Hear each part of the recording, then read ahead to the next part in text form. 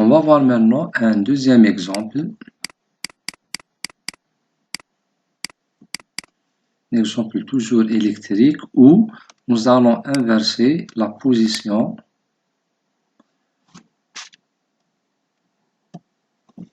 des positions de la résistance et du condensateur. C'est-à-dire, en sortie, je vais prendre la résistance R, ici le condensateur C.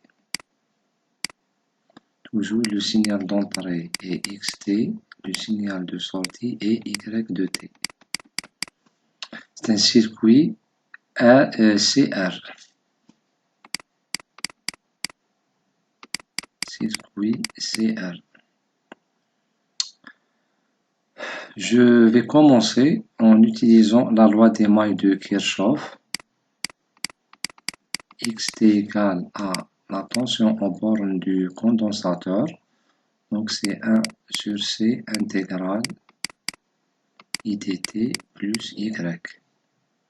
Et Y, la tension en borne de la résistance, est égale à R fois I. J'ai deux équations et je vais les combiner l'équation 1 et 2 pour déduire l'équation différentielle du circuit.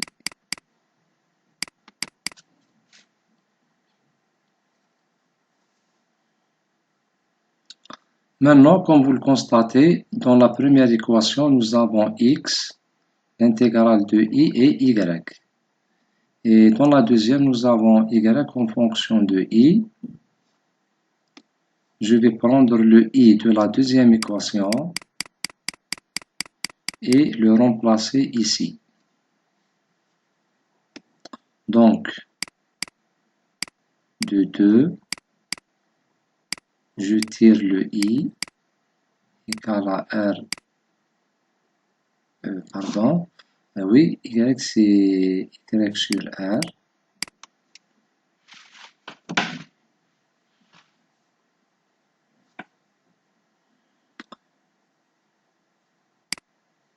Et je le remplace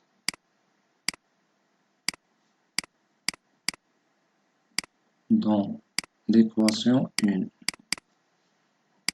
Alors, je vais avoir x de t égale à 1 sur c intégrale i. I c'est y sur r dt plus y. Vous voyez bien que cette équation ne ressemble pas à une équation différentielle parce qu'on n'a pas de dérivée, mais seulement des signaux x, y et une intégrale d'un signal y. Dans ce cas-là, pour obtenir une équation différentielle, je dois dériver les deux membres de cette équation.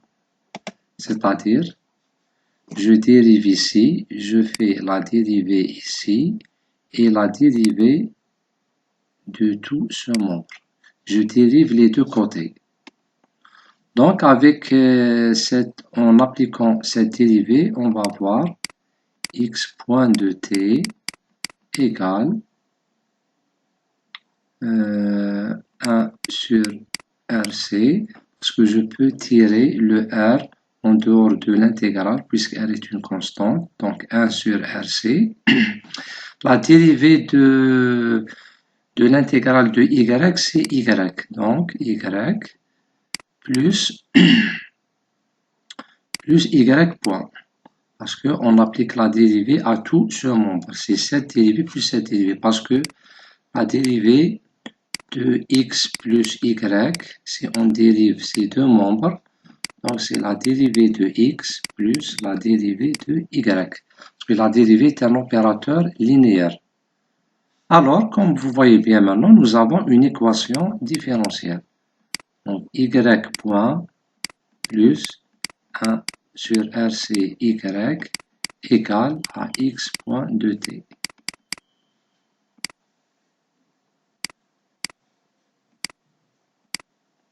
C'est l'équation différentielle du circuit CR.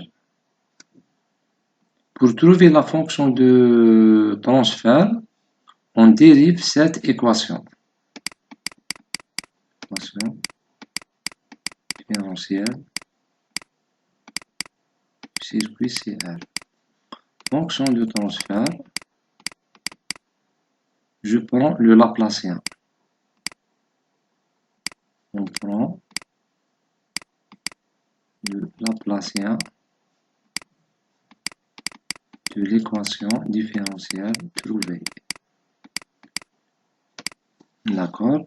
Donc, le Laplacien va me donner S, Y de S, plus 1 sur RCY de S, égale, le Laplacien de X point, c'est S, X, S. Je prends le Y comme facteur. Donc, S plus 1 sur RC égale à S, X, S. Alors, la fonction de transfert G de S c'est S divisé par S plus 1 sur RC. On pose la constante du temps taux égale à RC. Cela veut dire que G de S va être égal à S sur S plus 1 sur taux, qui est égal à taux S sur taux S plus 1. Donc, pour un circuit électrique de type CR, la fonction de transfert va être taux S sur taux S plus 1. C'est le modèle de ce circuit.